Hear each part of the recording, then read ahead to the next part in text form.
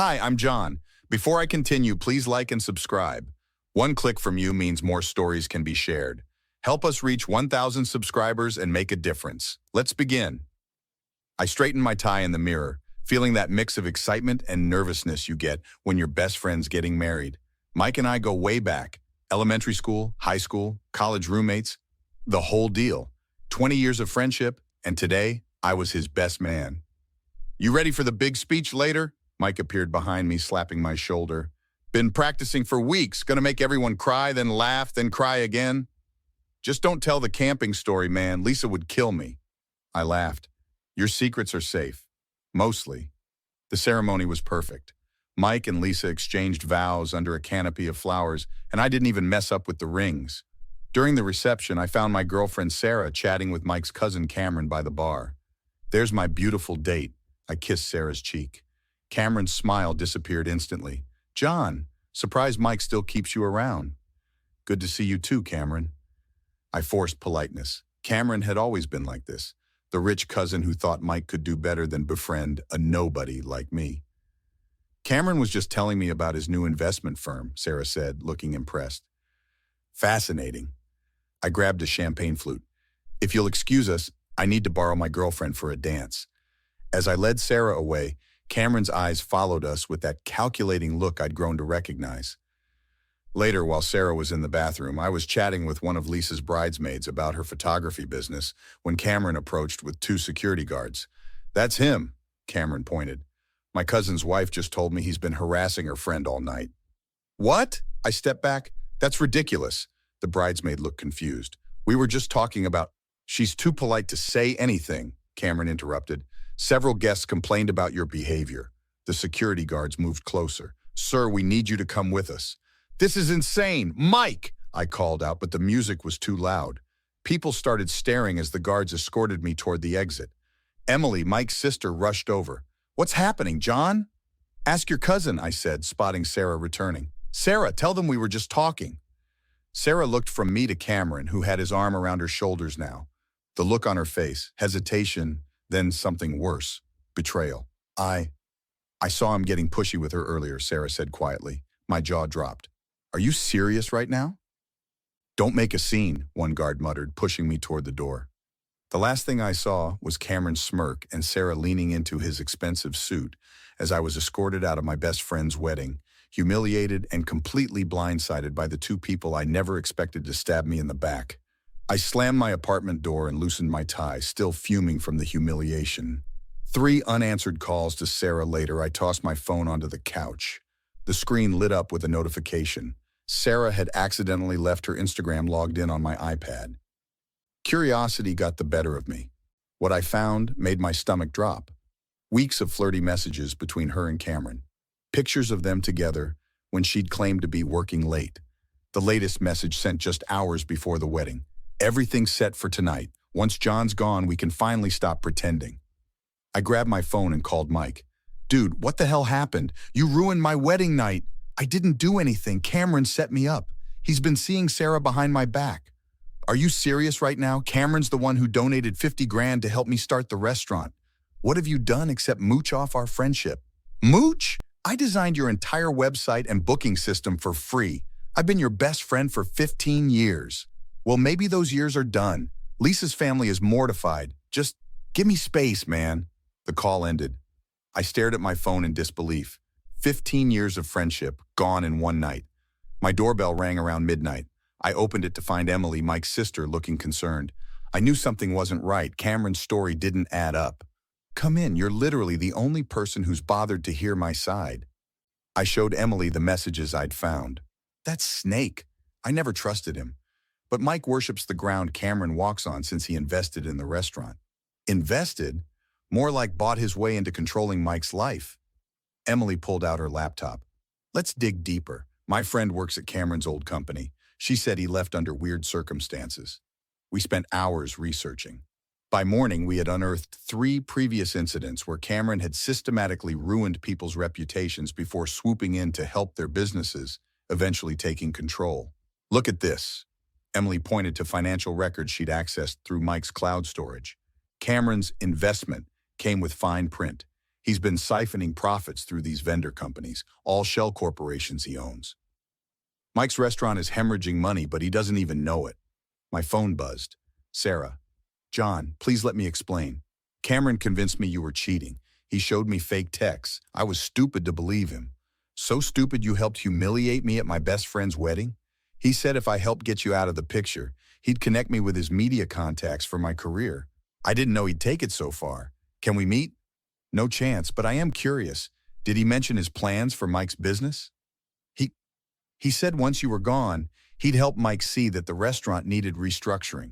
Something about buying Mike out at a discount when it started failing. I hung up without responding. Emily, your brother's being played. Cameron's been planning this takeover for months, and he used my girlfriend and our friendship as collateral damage. Emily's eyes narrowed. Not anymore. We need a plan to expose him before it's too late.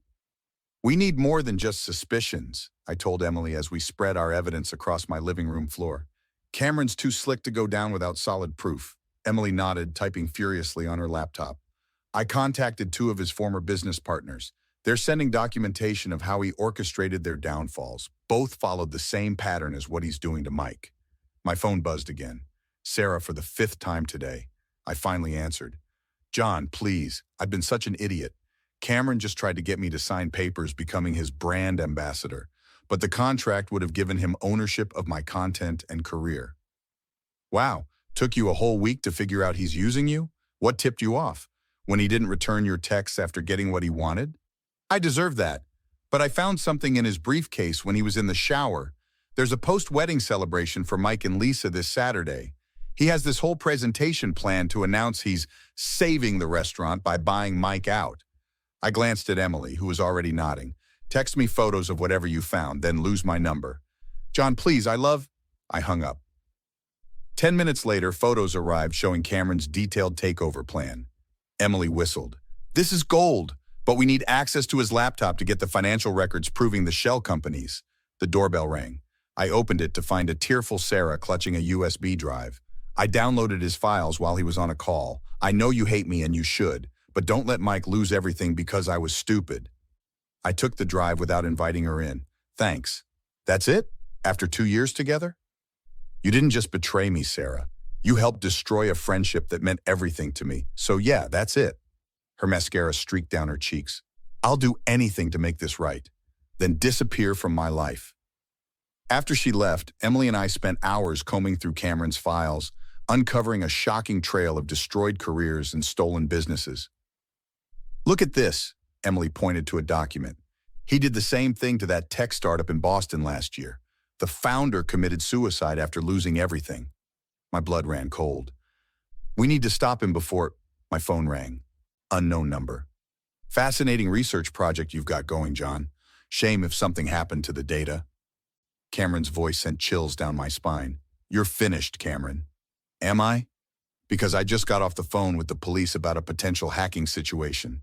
Seems someone illegally accessed my private financial records. Wonder who that could be. After he hung up, Emily looked panicked. What do we do now? I pulled out the invitation to Mike and Lisa's post-wedding celebration. We beat him at his own game. The event's at the restaurant, right? With all the investors present? Yeah, why? Because I'm about to turn his victory lap into his public execution. Here's what we're going to do. The celebration was in full swing when I arrived with Emily at Mike's restaurant. We'd timed it perfectly, right before Cameron's big announcement. Emily slipped away to connect our flash drive to the presentation system while I hung back, watching Cameron work the room like the shark he was. Mike spotted me and froze. What are you doing here? You weren't invited. Trust me, you'll want me here for what comes next. Lisa approached, her face tight with confusion. John, this is uncomfortable for everyone. 5 minutes, that's all I'm asking. Cameron sauntered over, champagne in hand. Well, the wedding crasher returns. Security? No need, I smiled. I'm just here to watch your big presentation. The one where you announce your takeover of Mike's restaurant? Cameron's smile faltered. What are you talking about? Showtime. I nodded to Emily, who hit a button on her laptop. The restaurant's screens flickered to life, displaying Cameron's financial records, the shell companies, the systematic draining of the restaurant's accounts, all narrated by a slideshow Emily and I had prepared. This is slander. Cameron lunged for the controls, but I blocked his path. It's your own records, man, plus testimony from your previous victims. The crowd murmured as emails between Cameron and various shell companies appeared, followed by photos of him with Sarah from before the wedding, and finally, his detailed plan to force Mike into bankruptcy. Mike's face drained of color. Is this true? Of course not, Cameron spat. He's obviously doctored these documents. Actually, came a voice from the back, they're legitimate. A woman in a sharp suit stepped forward. I'm Diane Matthews, financial crimes investigator. We've been tracking Mr. Cameron Taylor's activities for some time. These records will be quite helpful to our case. Cameron lunged at me, grabbing my collar and throwing a wild punch that connected with my jaw. Two waiters pulled him off as he screamed threats. You're finished. You hear me? I'll destroy you. And that's assault with witnesses, Emily remarked, filming everything on her phone. As security escorted Cameron out, Sarah tried approaching me, but was blocked by several of Lisa's bridesmaids who'd seen the evidence of her betrayal. You knew about this the whole time? One asked, disgusted. Sarah slipped away, head down, career prospects evaporating in real time. Later, Mike found me outside. Man, I don't even know what to say. You tried to tell me. Yeah, I did. Can we fix this? 15 years of friendship has to count for something? I looked at my oldest friend. Maybe someday, but not today.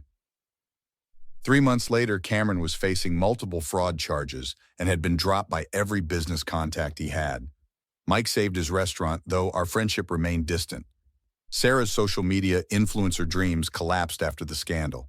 As for me, I was rebuilding. New job, new apartment, new perspective on who deserved my loyalty. Ready for dinner? Emily asked, leaning against my door frame. Absolutely. I smiled at the woman who'd stood by me when everyone else bailed. Sometimes losing everything is actually the universe clearing out what needs to go.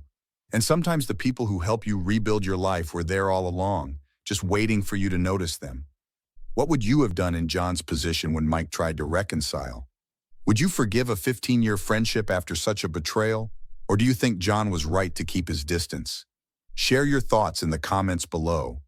If this revenge story satisfied your sense of justice, hit that like button and subscribe to our channel for more stories of toxic people getting exactly what they deserve. Your support helps us bring more satisfying revenge tales to life.